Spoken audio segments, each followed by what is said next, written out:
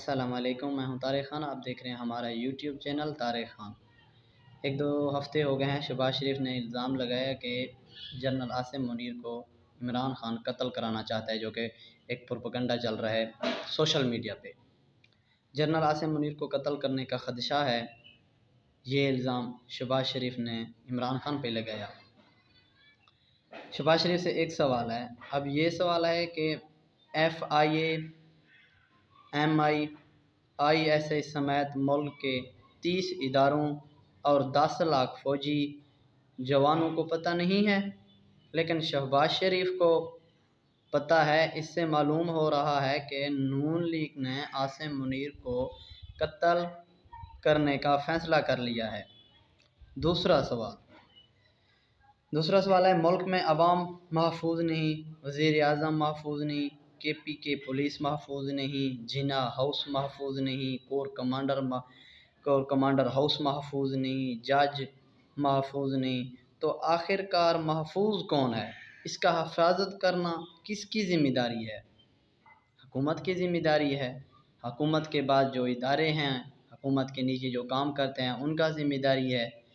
اور کس کا ذمہ داری ہے؟ شہباز شریف تو بولتا ہے کہ عمران خان اس کا قتل کروانا چاہتا ہے، تو آپ اس کی حفاظت کریں، حکومت آپ کا ہے۔ ایک دوسری بات یہ ہے، ہندوستان کی کرنسی 18 ممالک جی میں قابل قبول ہوگی۔ ہندوستان کی کرنسی 18 ممالک کے جی میں قابل قبول ہوگی، اور ہمارا 75 والا نوٹ دکاندار نہیں لیتے، 10 روپے فقیر نہیں لیتا۔ ہمارا ملک کا یہ حال ہے۔ جو 75 والا نوٹ پاکستان میں نکلا تھا آزادی کے دن، اس کو دکاندار نہیں لیتے، 10 والا نوٹ فقیر نہیں لیتا۔ شہباز شریف ہو، نواز شریف ہو، عمران خان جو بات کرے اس کو جواب دینے کے لیے 1-2 منٹ بعد پریس کانفرنس کر لیتے ہیں، مگر انڈیا اور امریکہ اور بھارت کو جواب نہیں دے سکتے، لیکن پاکستان کے سب سے بڑا دشمن عمران خان کو بیان دینے کے لیے ہر وقت تیار ہے۔ یہ ہیں ہمارے ملک کے اپنے منسٹر اور وزیر۔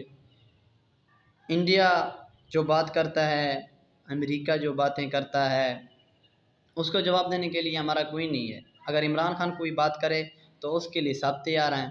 مریم اورنگزیب آ جاتا ہے، شیری رحمان آ جاتا ہے، سب کی لائنیں لگ جاتے ہیں، ایک کے بعد ایک پریس کانفرنس، مگر ان کو کوئی جواب نہیں دیتا۔ وہ بات تو صحیح کی تھی نا، خواجہ آصف نے بولا کہ ہم وینٹیلیٹر پہ جس پہ سوتے ہیں وہ بھی امریکہ کے ہیں، اگر اس نے وینٹیلیٹر نکال لیے تو ہم تو مر جائیں گے۔ یہ ہمارا پاکستان کے وزیر ہیں اور یہ ہمارے حکمران ہیں۔ پاکستان زندہ باد۔